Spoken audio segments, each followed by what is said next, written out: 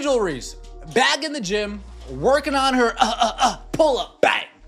Working on her midi, working on her mid-range game, 15 to 17 feet out, being able to create some space for herself. Yes, this looks embarrassingly slow. No, it is not in slow motion. This is just what we have to work with right now. The WNBA offseason is buzzing with activity, but beneath the surface, two starkly contrasting narratives are captivating fans and analysts alike.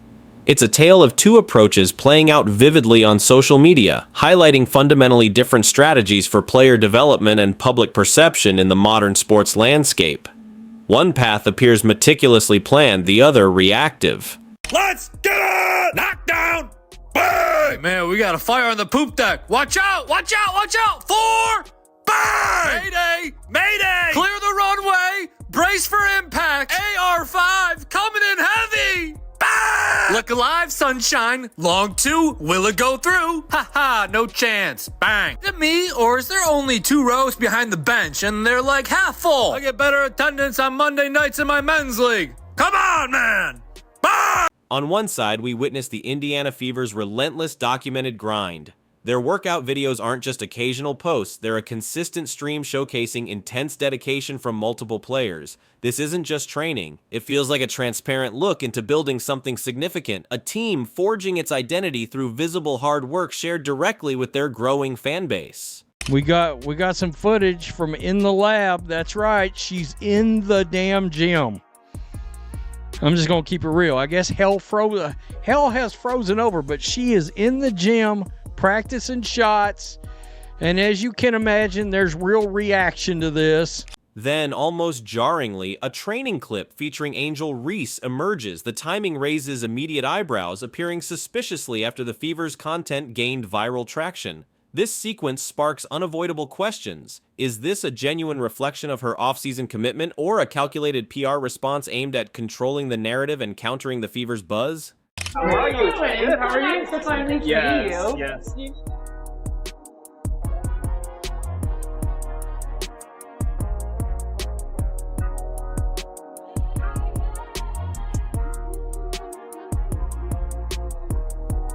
The Fever's content strategy is clearly hitting the mark. Caitlin Clark's workout video alone exploded, rocketing towards 2 million views in just 24 hours. But it's not just Clark. Footage of Aaliyah Boston, Lexi Hull, and others contributes to a powerful image of collective effort. It paints a picture of a team completely unified in its mission to improve before the next season tips off.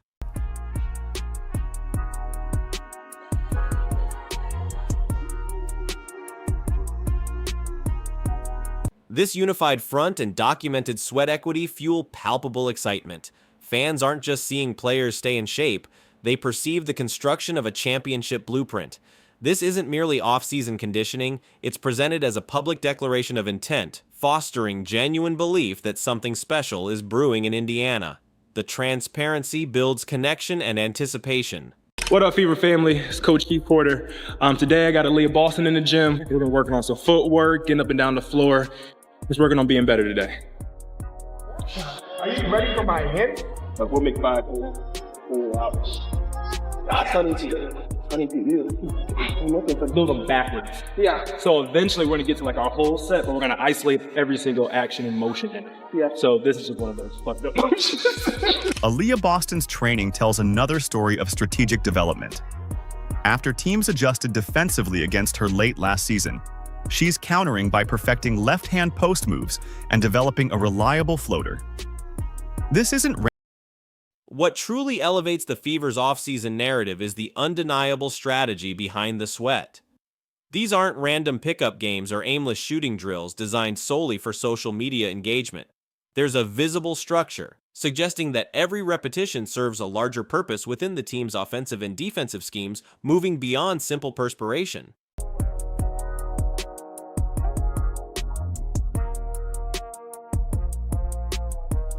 The active involvement of player development coach Keith Porter underscores this strategic depth. He isn't just observing, he's hands-on, providing guidance, even traveling specifically to work with Aaliyah Boston. His visible presence in these clips signifies a structured, professionally guided development plan tailored to individual player needs, far from generic training montages. Growth serves the collective goal. I train about 4 or 5 days a week. A lot of young guns out there now that, they want to take your spot, and I don't blame them, but it's going to be hard because I'm going to go after it.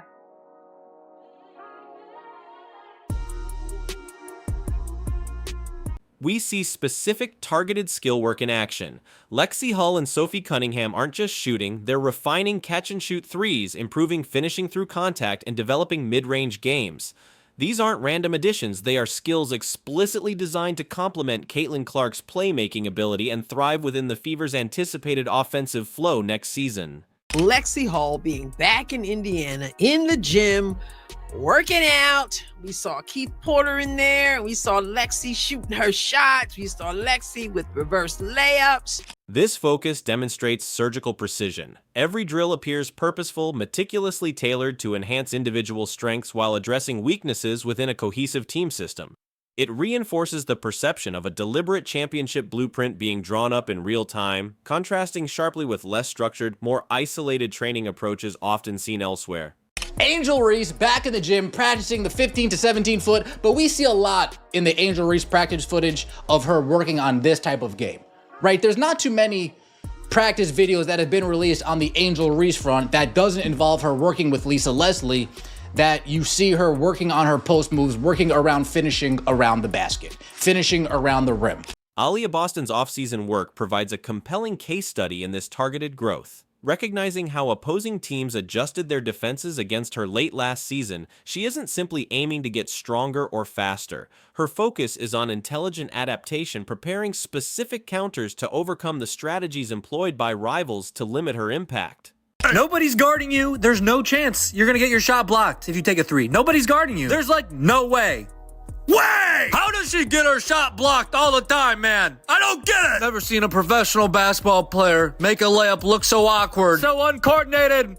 Goes off the wrong foot. Call it the poopity scoopity shot. Bang! When little bro thinks he can play against the big bro. Who's your daddy? Bang! Angel, do the Dirk. Yeah, the Dirk. That fall away. Do it. Yeah, look at that bag work. Bang! This league rocks. Bang! Chicago Sky supporters are particularly frustrated.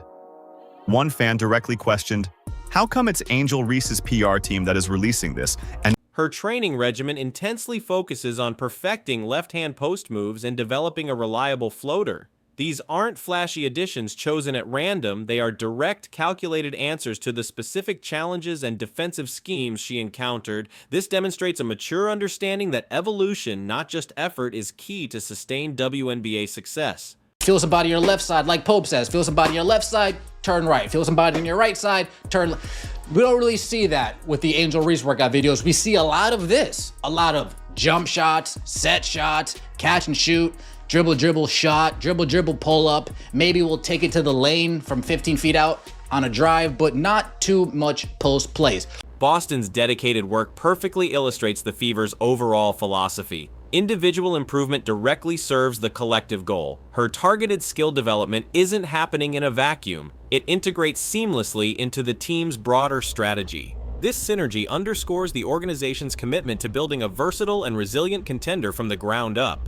This is like WNBA leveling up and all eyes on her now. I think that she knows that she has to completely restructure her form because that is not the way to be efficient in the post position that she is in. At the post position that she's in, a layup is supposed to be a given. She needs to improve her touch around the rim, all over the place, but she seems to take these desperation shots. Against this backdrop of systematic development, Angel Reese's training footage appears almost out of the blue. The timing feels particularly convenient, landing squarely after the Fever's workout content dominated social media discussions. This sudden emergence immediately triggers skepticism about its primary motivation, genuine training update, or reactive image management. If Angel Reese was my power forward, and he saw this chart that we're looking at right now, and I see that when she's close around the basket finishing on layups, she's shooting 42%. And when I see Camila Cardoso around the basket finishing on layups, bottom of the chart folks, she's finishing at a 56% clip.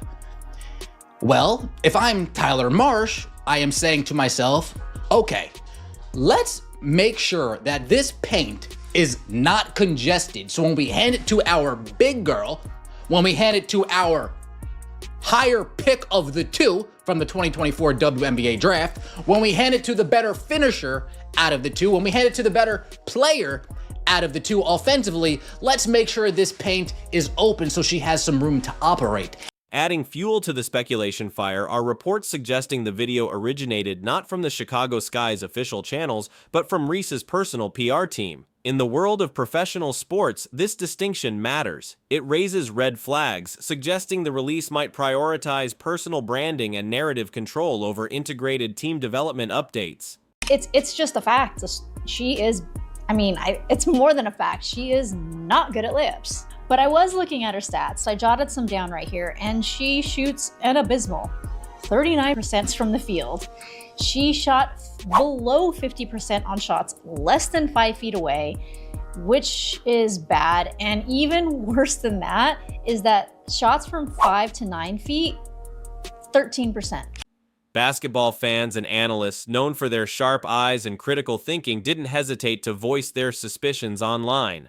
The whispers quickly grew louder. Was this an authentic glimpse into her off-season grind, or a hastily assembled piece of content designed more for counter-programming and social media optics than reflecting actual focused basketball improvement? Great. She can get back to building that brick house on the hoop like she did last year. With her shot release, I don't know how she gets any shots off. Well, you heard what I said. And look, the guy's being objectively just critical when it comes to basketball. With that release, how is she getting shots off? It's real slow. It's a good question. Analyzing the content of Reese's video reveals a potentially concerning disconnect from her established game. We see a 6'3" post player, someone whose primary documented struggle during her rookie campaign was finishing efficiently and consistently near the basket, dedicating significant time to perimeter skills far from her usual operating area. Why in the world are we working on layups, or not working on layups, when you got such a problem and you're so inefficient with your inside ball game? I just don't understand it, all right? Not only that, but that release is still draggy and slow. All right? You're a 4. Why are you shooting that far away? I get it. Eventually, you got to develop a jump shot. But you got to get the fundamentals down first. Specifically, the footage heavily features Reese practicing long two-pointers and even three-point shots. These are attempts she rarely took, let alone made with any efficiency during actual WNBA games last season. The jarring contrast between her known weaknesses and her showcase training focus immediately baffled many observers who understand her role. Gonna lead the league in brick layups and single-handedly keeping their team out of the playoffs once again.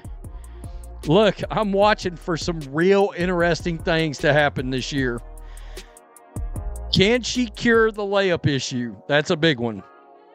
Number 2, will the Chicago Sky sideline their real superstar, Carmilla Cardozo, for Angel Reese? That ball should be feeding from the outside in through that big that can absolutely dominate. The confusion wasn't limited to casual fans. Analysts and frustrated supporters echoed the sentiment. One pointedly asked, "She needs to work on her inside game, but she's practicing shooting three-pointers when that isn't her role." This criticism highlights a perceived misalignment between her practice routine and her most pressing developmental needs. But now they're in that world. And so my only advice is usually just to make sure they keep basketball the main thing, because at the end of the day, that is your vehicle. It's your vehicle to, Angel Reese has a podcast. It's her vehicle to be a podcaster, right? Whatever Caitlin ends up doing, it's the vehicle to get you to that point. So you always want to make sure that part doesn't fall off. The confusion wasn't limited to casual fans. Analysts and frustrated supporters echoed the sentiment. One pointedly asked, "She needs to work on her inside game, but she's practicing shooting three-pointers when that isn't her role." This criticism highlights a perceived misalignment between her practice routine and her most pressing developmental needs. She's back in her natural habitat, back in the lab, playing basketball. And it's got to be a scary sight for the rest of the WNBA if she gets even better, because it's not as if she wasn't absolutely phenomenally elite as a rookie and arguably the best player in the league after the Olympic break. The inefficiency extends slightly further out, plummeting to less than 15% on shots from 5 to 9 feet, a catastrophic rate for interior scoring. This poor finishing contributes to what some analysts term a rebounding mirage. While nearly 40% of her rebounds came off her own misses, this stat masks the underlying scoring problem rather than purely showcasing hustle. It's a balance. You have to find that balance. But when you look at some of the other athletes, particularly men, who've set a little bit of a blueprint in terms of the business and the sport, you never see LeBron miss a workout. Making Reese's film training focus even more perplexing are the reported whispers of unheeded advice from basketball royalty. WNBA legend Lisa Leslie allegedly stressed the critical need to improve her layup technique. Shaquille O'Neal, another dominant interior force, reportedly offered similar counsel about mastering the inside game first and foremost. I just don't understand why she practices this move. She will never use it in the game, and who is actually going to be faked out by it? She seems like she should be working on layups. I mean, I don't know what else to say. Seriously. A lot of people saying the same thing. Everybody knows what the big deficiency there is, and it's within 5 foot. Within 5 foot of the basket. That shot had a 2-factor authentication.